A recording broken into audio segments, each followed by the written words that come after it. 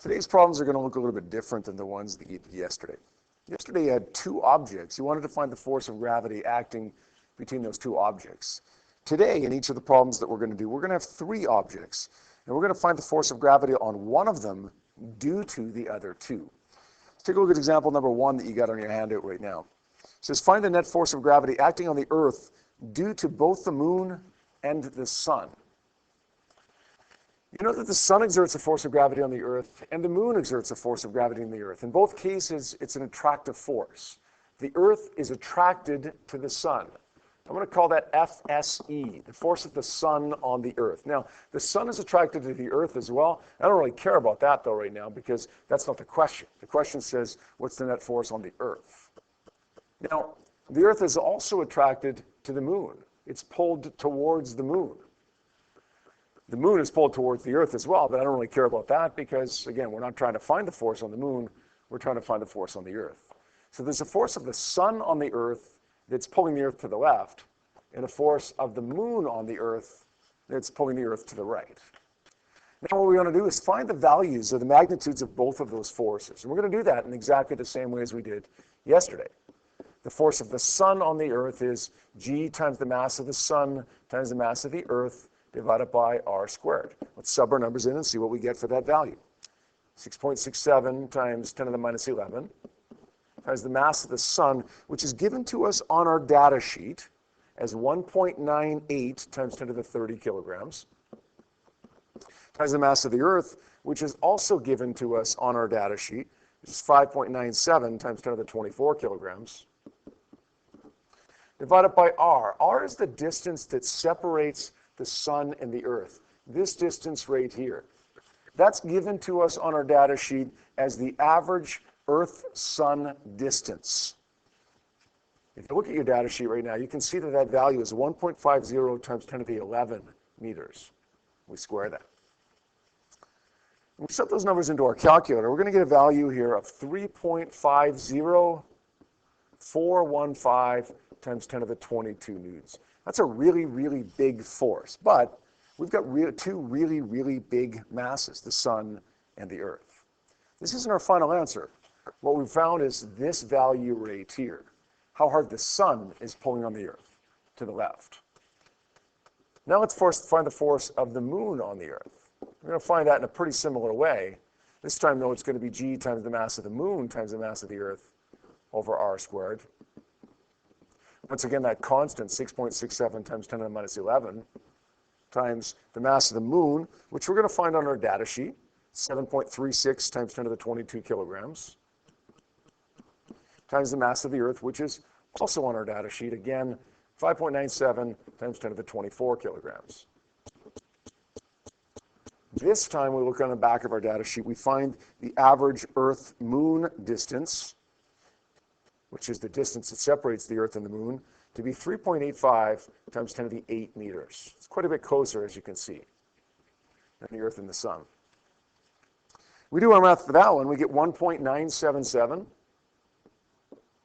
227 times 10 to the 20 newtons.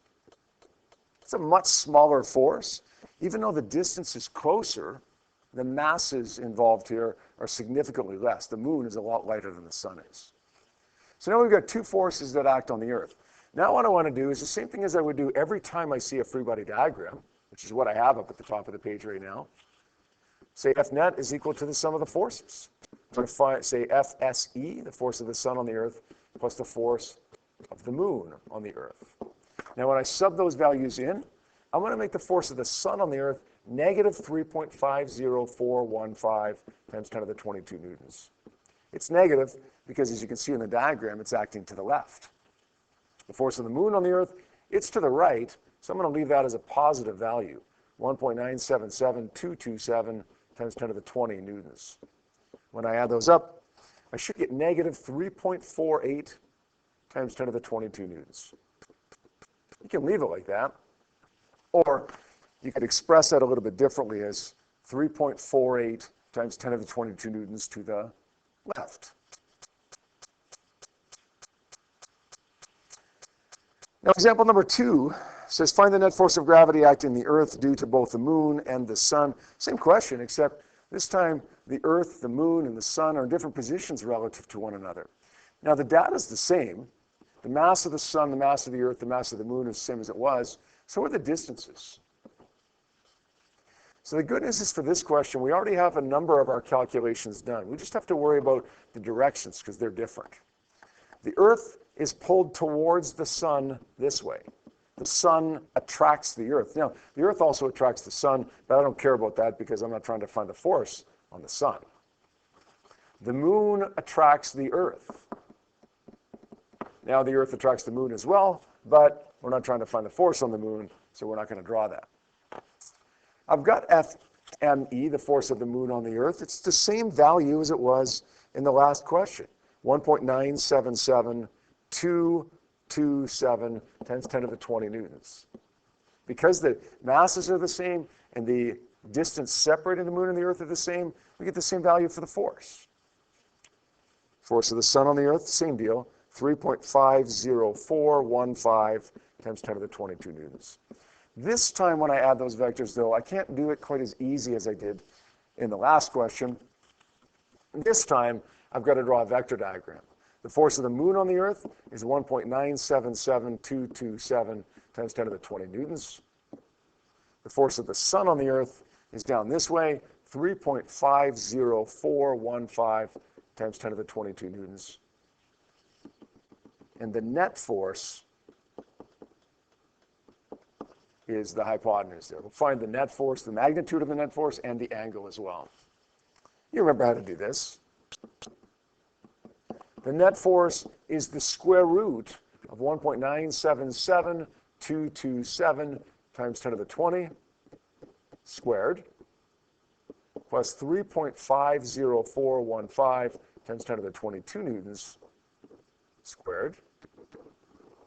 Set that into our calculator. We should get a value of 3.50 times 10 to the 22 newtons. To 3 digits, it's actually the same as the force of the Sun on the Earth. Reason being is because the force of the Sun on the Earth is so big compared to the force of the Moon on the Earth. It's a much bigger effect.